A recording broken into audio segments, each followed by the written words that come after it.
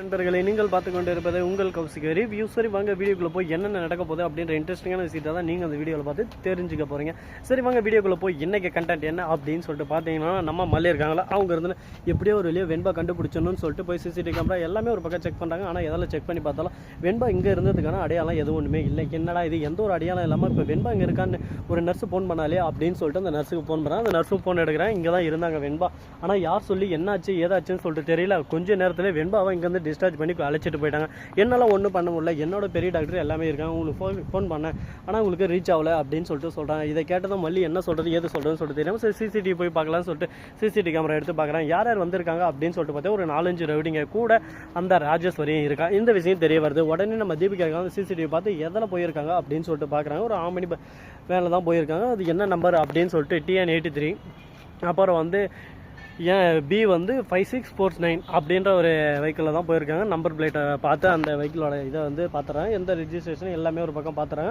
எந்த லொக்கேஷனில் இப்போ போயின்னு இருக்குது அப்படின்னு சொல்லிட்டு ட்ராக் பண்ண ஆரம்பிக்கிறாங்க. உடனே இந்த மாதிரி நார்மலாக டோல்கேட் அது மட்டும் இல்லாமல் அங்கங்கே சிசிடிவி கேமரா கவர்மெண்ட் இருக்குல்ல செக் போஸ்ட், அந்த இடத்துல எல்லாம் செக் பண்ண ஆரம்பிக்கிறாங்க. எந்தெந்த வழியில் போயிருக்குன்னு சொல்லிட்டு 1 by 1 எல்லாத்தையும் ஒரு பக்கம் வாட்ச் பண்ணியிருக்காங்க. இப்போ வந்து ஆந்திரா ஸ்டேட்குள்ளே வந்து கிராஸ் ஆயிருக்கா அப்படின்றது தெரிய வருது. ஆந்திரா ஸ்டேட்டுக்கு ஆல்ரெடி நம்ம இன்ஃபார்ம் ஆகலாம், நம்ம தீபிகா அனுப்பிச்சி விட்றாங்க. அந்த இடத்துல வந்து நம்ம வெண்பாவை காப்பாற்றுறதுக்கான ஃபுல் ஃபோர்ஸ் எல்லாமே ஒரு பக்கம் நடந்துகிட்டு இருக்குது. நம்ம வெண்பாவை இப்போ காப்பாற்றிடுவாங்களா, நல்லபடியாக வெண்பா மீட்டு வந்துருவாங்களா அப்படின்ற ஒரு கேள்வி இந்த இடத்துல வைக்கப்படுது.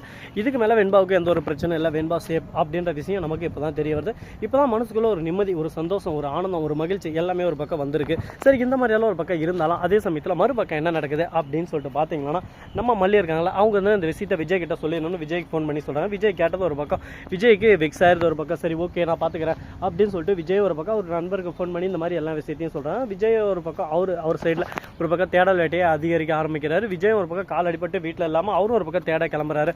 அந்த சமயத்தில் ராஜேஸ்வரி இருந்து எங்கே போகிற அப்படின்னு சொல்லிட்டு விஜய் பார்த்து கேட்க, நீ பேசாத, உன்னை பார்க்குறதுக்கே எனக்கு பிடிக்கல அப்படி இப்படின்னு சொல்லிட்டு விஜய் மூஞ்சி லட்சம் மாதிரி பேசுகிறார். உடனே என்ன விஜய் ஓவராக பேசிட்டு போயின்னு இருக்க, எல்லாமே ஒரு லிமிட் தான். வார்த்தையை ஒரு பக்கம் பேசுறதுக்கு முன்னாடி பார்த்து பேசு, என்கிட்ட வார்த்தையை விட்டானா அதுக்கப்புறம் அள்ள முடியாது அப்படின்னு சொல்லிட்டு ஒரு பக்கம் ராஜேஸ்வரி பேசினிருக்கா.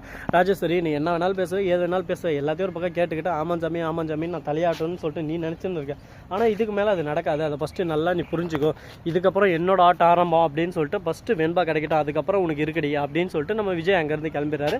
அதே சமயத்தில் அந்த ரவுடிங்கெல்லாம் இருக்காங்களா அவங்க வந்து ஒரு பக்கம் அந்த வெண்பாவை யார் விலை கொடுத்து வாங்க போகிறாங்க அப்படின்ற விஷயத்துக்கு அங்கே ஃபோன் பண்ணுறாங்க. அவங்க வந்து ஒரு பக்கம் இப்போவே நாங்கள் வரோம், இல்லைனா நாளைக்கே ஆப்ரேஷன் பண்ணுற மாதிரி இருக்கும், கொஞ்சம் மிஸ் இல்லைனா டிலே ஆனாலும் அடுத்த செகண்டே அந்த உசுறு ஊஞ்சலாடுறோம் அப்படின்னு சொல்லிட்டு சொல்கிறாங்க. இதை கேட்டதான் சரி ஓகே வாங்க அப்படின்னு சொல்லிட்டு ஒரு பக்கம் வர சொல்லிடுறாங்க. அந்த இடத்துக்கு ஒரு பக்கம் பரபரப்பாக எல்லாருமே ஒரு பக்கம் வந்துக்கிட்டு இருக்காங்க. இப்போ நம்ம தீபிகா மறுபக்கம் மல்லி இவங்க எல்லாருமே அந்த இடத்துக்கு போயிட்டா மிகப்பெரிய ஒரு சம்பவமே நடக்கும், சரித்திரமே படைக்கலாம். ஏன் எதனால் அப்படின்னு சொல்லிட்டு பார்த்தீங்கன்னா, அந்த இடத்துக்கு போனால் இப்போ அந்த ஒட்டுமொத்த கேவலமான குழந்தைங்களை கருத்தி பொழைக்கிற எல்லாருமே ஒரே டைமில் பிடிச்சிடலாம். அதுக்கப்புறம் அவங்க வாழ்க்கை ஒரு பக்கம் சிக்கலில் அப்படியே சும்மா சின்ன பெண்ணமாக அதுக்கப்புறம் ஒன்றுமே பண்ண முடியாது. மாட்டிக்கினாரு ஒருத்தர், அவரை காப்பாற்றணும் கருத்தர் அப்படின்ற மாதிரி தான் ஒரு பக்கம் சிக்கலில் சிக்கிக்கிட்டு சின்ன பெண்ணமாக ஆயிடுவாங்க. இப்போ என்ன தாண்டா பண்ணுறது, இதுக்கு ஒரு வழியே இல்லையா அப்படின்னு சொல்லிட்டு பார்த்தீங்கன்னா, அவங்க வந்ததை நம்ம தீபிகா எப்படியோ ஒரு வெளியே ட்ராக் பண்ணி அங்கே ஒரு போலீஸ் அதிகாரி போலீஸ் கூட்டமே அங்கே அழைச்சிட்டு போகிறாங்க. போயிட்டு அந்த பில்டிங்கையோ ஒரு பக்கம் அப்படியே கவர் அப் பண்ணிடுறாங்க. உடனே அந்த ரவுடிங்கெல்லாம் வெளியே போகிறதுக்கு ட்ரை பண்ணுறாங்க.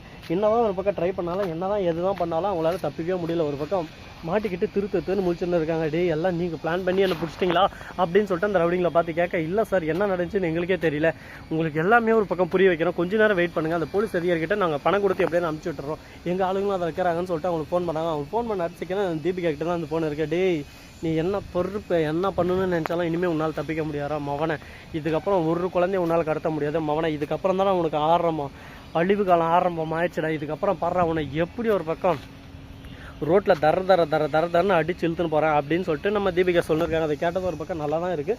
இருந்தாலும் பார்ப்போம் இன்னும் என்னென்னலாம் நடக்க போகுது, என்னென்னலாம் பண்ண போகிறாங்கன்னு சொல்லிட்டு வெயிட் அண்ட் வாட்ச். பொறுமை கடல் இன்னும் பெரிது அப்படின்னு சொல்லிட்டு பெரியவங்க ஒன்றும் சும்மா சொல்லுங்க. அதுக்கேற்ற மாதிரி நாமளும் ஒரு பக்கம் பொறுத்தார் பூமி ஆளுற மாதிரி பொறுத்திருந்து எல்லாத்தையும் அடித்து ஆள ஆரம்பிக்கணுங்க. அதுக்கான நேரமாக அதுக்கான காலமாக கூடிய வரையில் கூடிய சீக்கிரம் நம்மளை தேடி வரும் அப்படின்றத நம்ம தெளிவாக தெரிஞ்சுக்கலாம். சரி, இந்த மாதிரியெல்லாம் ஒரு பக்கம் போயின்னு இருக்க மறுபக்கம் என்ன நடக்குது அப்படின்னு சொல்லிட்டு பார்த்தீங்கன்னா, நம்ம வெண்பா குட்டி இருக்காங்களே அவங்க இருந்து கதறி கதறி அழுதுன்னு இருக்காங்க. என்ன ரீசன், என்ன காரணத்தினால அழுதுட்டு இருக்காங்க அப்படின்னு சொல்லிட்டு பார்த்தீங்கன்னா அவங்கள பொறுத்த வரைக்கும் மனசால ரொம்ப கஷ்டம். ஒரு பக்கம் அம்மாவும் பார்க்க முடியல, அப்பாவும் பார்க்க முடியல, எங்கே இருக்காங்கன்னு சொல்லிட்டு தெரியல. நம்ம இருளில் இந்த மாதிரி சூழலை விட்டு இருக்காங்களே, நம்ம வாழ்க்கை இதே மாதிரி போயிருமா, நாம இதில் மாட்டிக்கினாலும் பரவாயில்ல, நம்மள மாதிரி எத்தனை குழந்தைங்க இருக்குது, அந்த குழந்தைங்களெல்லாம் காப்பாற்றணும், எப்படியானா அந்த குழந்தைங்கள காப்பாற்றணும் அப்படின்னு சொல்லிட்டு வெண்பாவோட நல்ல மனசு இருக்கேன். எப்போ சின்ன குழந்தை இருந்தாலும் அந்த மனசு இருக்கேன், அந்த மனசு தான் சார் கடவுள் அப்படின்னு சொல்லிட்டு சொல்லுவாங்கள்ல, அது போல் நல்ல மனசு. மல்லி அந்த அளவுக்கு ஒரு பக்கம் வளர்ப்பு, மல்லியோட வளர்ப்புன்றது தாங்க அந்த இடத்துல மெயின். அது மட்டும் இல்லாமல் வெண்பாவுக்கு நிறைய டேலண்ட் இருக்குது, நிறைய விஷயங்களெல்லாம் புரிஞ்சுக்கிட்டு இருக்காங்க. எந்த இடத்துல இருக்கோ, எப்படி இதை அட்ரஸ் நம்ம ஒருத்தருக்கு தெரியப்படுத்தலாம். அது மட்டும் இல்லாமல் நம்ம கிட்ட அவங்க வெண்பாவுக்கு வந்து ஃபோன் நம்பர் தெரியும் மல்லியோடது, அது மட்டும் இல்லாமல் அவங்களோட அட்ரஸ் தெரியும். இந்த மாதிரி எல்லா விஷயத்திலும் சின்ன சின்ன விஷயங்கள் இதெல்லாம் கேர்லெஸ்ஸாக எடுத்துக்கலாம். எங்கடா போக போகிறாங்க, நம்ம குழந்தை பஸ்ஸில் போகிறாங்க, பஸ்ஸில் வராங்க, ஸ்கூல் போகிறாங்க, வீட்டுக்கு வராங்க, இவங்களுக்கு எதுக்கு இதெல்லாம் தேவை அப்படின்னு சொல்லிட்டு எல்லாரும் கேர்லெஸ்ஸாக இருக்கக்கூடாது. எல்லாருக்குமே இது ரொம்பவே அத்தியாவசியங்க. ஏன்னா இது ரொம்ப ரொம்ப இம்பார்ட்டன்ட். இந்த ஒரு விஷயம் தெரிஞ்சிருந்தால் இதான ஒரு நேரத்தில் அந்த குழந்தை கடத்தப்பட்டாலோ எங்கன்னா தொலைஞ்சாலோ அந்த சமயத்தில் அது ரொம்பவே யூஸ்ஃபுல்லாக இருக்கும். அதனால் முடிஞ்ச வரைக்கும் எல்லா பெற்றோருமே உங்கள் மொபைல் நம்பர், உங்களோட அட்ரஸ், பெற்றோரோட பேர் அப்படின்ற எல்லா டீட்டெயில்ஸும் ஒரு பக்கம் குழந்தைங்களுக்கு இப்போ வந்து சொல்லி தந்து பழக்க ஆரம்பிங்க. சின்ன குழந்தை அவள் எப்படா பழகுவா அப்படின்னு சொல்லிட்டுலாம் யோசிக்காதீங்க. இப்போ வந்து கொஞ்சம் கொஞ்சமாக ட்ரைன் பண்ணி அவங்க மைண்டில் ஃபஸ்ட்டு மொபைல் நம்பரையும் அவங்களோட அட்ரஸ், அவங்களோட டீட்டெயில்ஸை ஃபஸ்ட்டு பதிய வைங்க. இது ரொம்ப முக்கியமான ஒரு விஷயம். இந்த வீடியோ பிடிச்சிருந்தா லைக் பண்ணுங்கள், கமெண்ட் பண்ணுங்கள், ஷேர் பண்ணுங்கள்.